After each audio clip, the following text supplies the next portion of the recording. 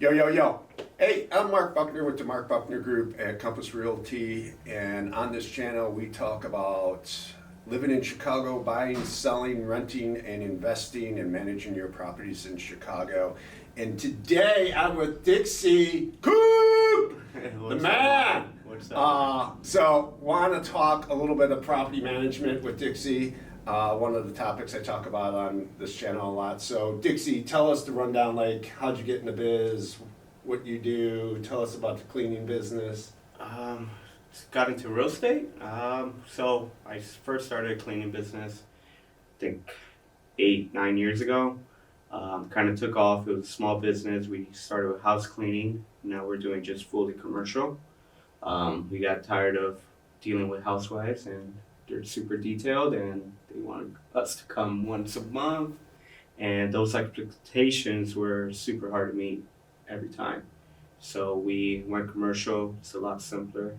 We doing just trash, windows, and just floors, basically. So it's very simple, and commercial cleaning is a lot easier to deal with rather than home cleaning. But the business took off, then had a lot of time in my hands, and said, why not real estate? And here I am today. I think it's been 7 years now in real estate. So Doing sales. Yeah. In addition to running the cleaning crew. Yep. And how many people on staff for cleaning? Like how many crews do you have? Or I have about 8 or 10 people. nice.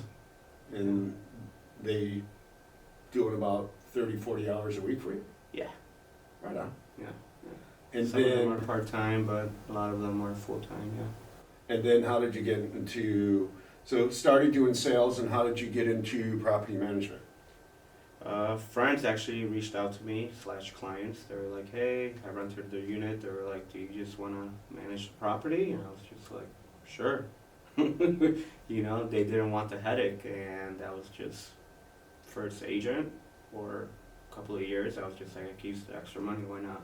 So clients have a problem, you find a solution, Yeah, even if it's you. I try. Nice, nice.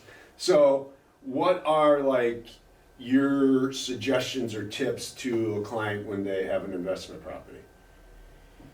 I mean, I run them comps, I run them rental comps, I show what could improve your unit, you know, whether it's painting, whether it's getting new appliances, installing a washer and dryer in unit, you know, trying to find what renters are really looking for and what they would actually pay for. So you educate them on some add value to Yeah. kind of maximize Yeah. the rent for the unit or the building, whatever the Right. product is. Yeah. Right on. I think that's the biggest thing, and I guess the easiest thing to improve your property, you know. So you help them with teeing it off for rental. What else do you kind of? Renting it out, running the applications, and then just dealing with the actual tenant on a day-to-day basis. So if something goes wrong, if their water doesn't work or it's plumbing, they usually call me. I hire the plumber and walk them in and make sure they do a good job. Nice. And then what about the finances of So the I don't run like a full property management business. They still get paid. I just make sure that they're getting paid on time. Okay, so they collect the rents, they check the Yeah. rents coming in. You are really kind of helping them just manage the property. Yeah, right. Yeah. And how do they pay you? Like, what's your fee? What's your service? How do you build that out? I usually do 8 to 10% on the monthly rent, and they, sell Venmo, cash, you know, whatever works. All right, so you get paid monthly from them. Yeah, So you make 8 to 10%. on each rental. Right on. And how many rentals do you have going that you're managing? 9 doors. Oh, Yeah. nice. So, something huge, but, you know, face the bills.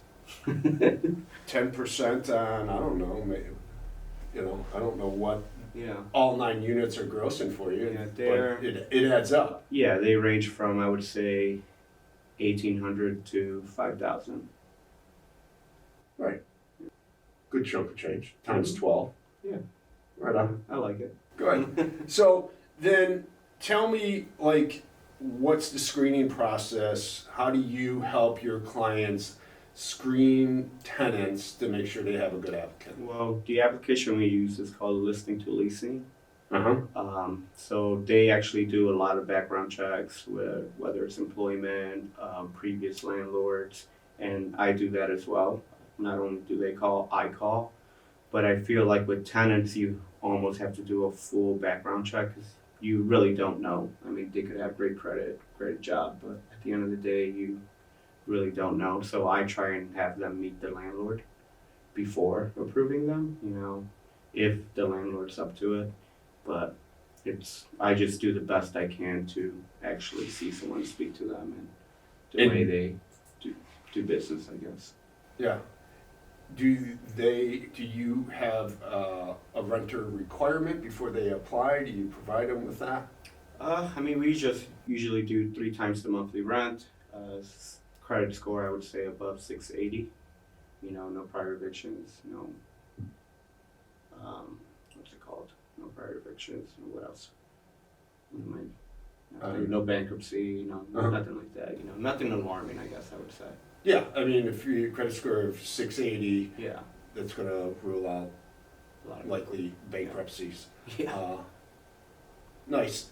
And so, I don't know about you, but yeah, I mean, I use somewhat of a similar criteria. My criteria is probably even more rigid, but these are my own investment properties, Yeah. and everybody knows I'm wound up a little too tight in life. Yeah, I mean, I've heard people who go to these tenants' homes and see the way they live, Some do. Some do. So it's just like it's up to the client. I personally have only done that like once or twice. A little weird, but I guess something you should do, maybe.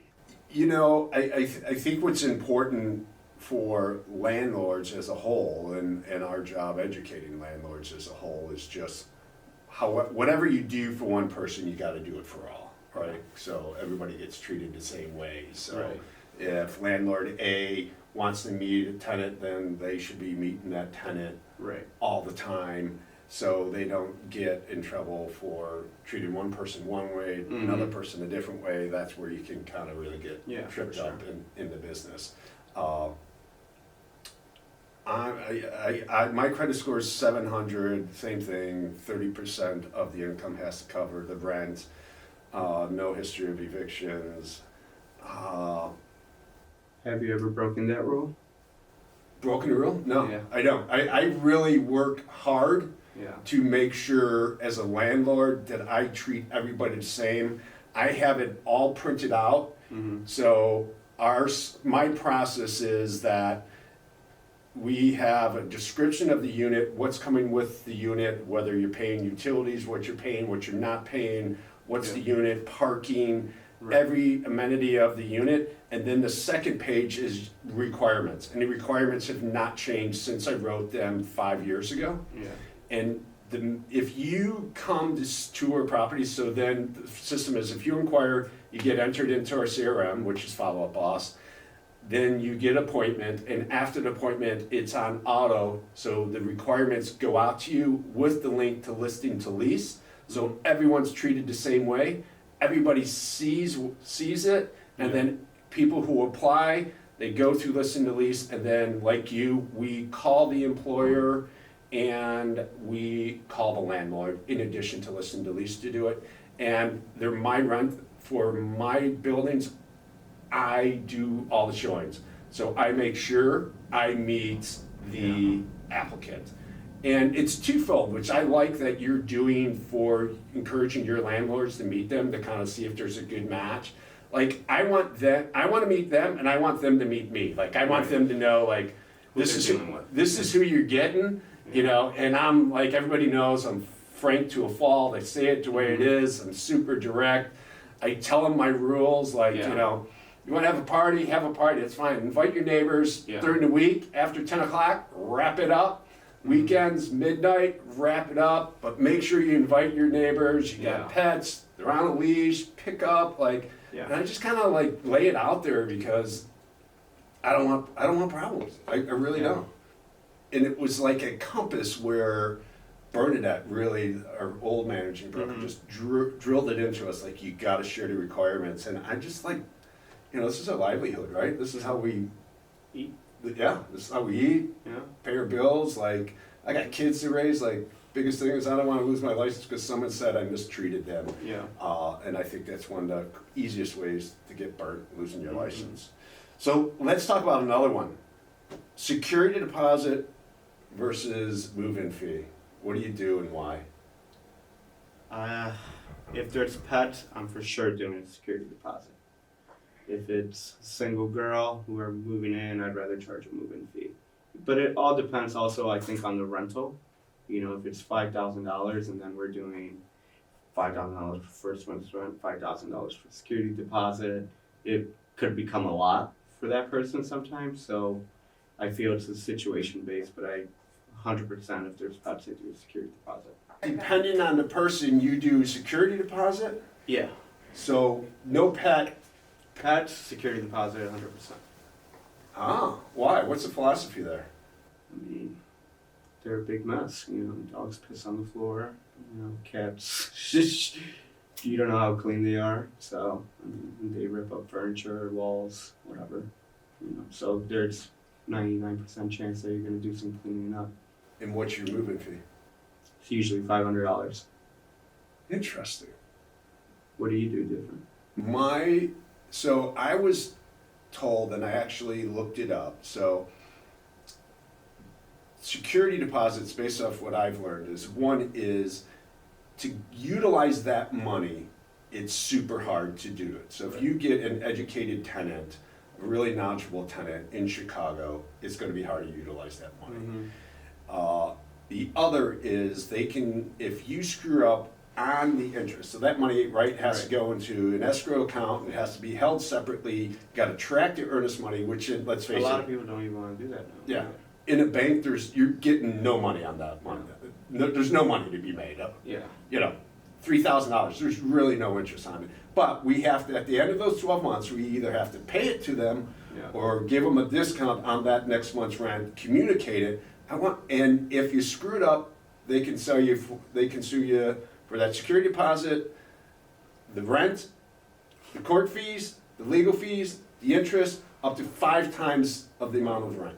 Well, no more security deposits for me. So I've never done them since I've been a landlord, and I do move-in fees, and my move-in fee is 50% of the first month's rent. Okay. You got a pet, it's $350 a pet, max 2 pets. No pit bulls, Rottweilers, or Dobermans. No pets over 50 pounds. Wow. No pets, huh?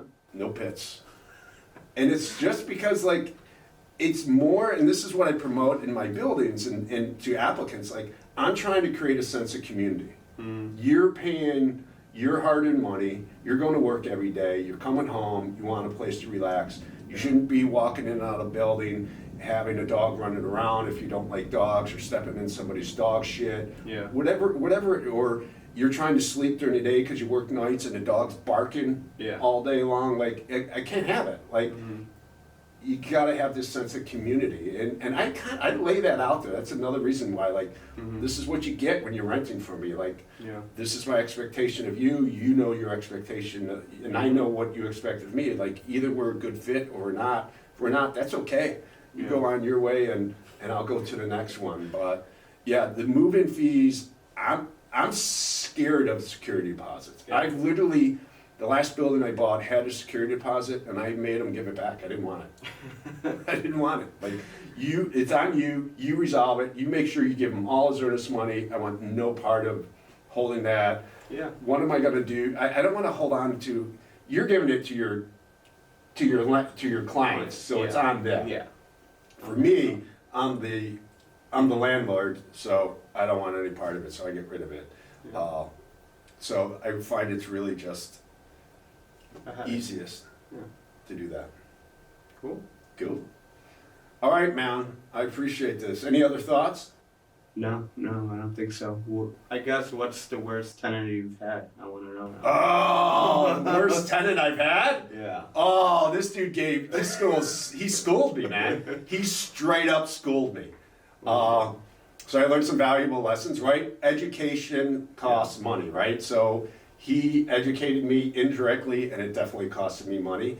So my last building I bought, I am wanting to rehab it and wanting to add an additional dwelling unit. It's in an ADU zoning, and this guy was been living there for a while. Took over the entire basement. Now these units are 1,800 square feet, so he took over an 1,800 square foot basement, which wasn't costing him any money. Plus he had the unit, plus he had 2 massive dogs that were a mess. His unit was a mess. So I told him, like, listen, I'm looking to kind of move people out so I can get to work here.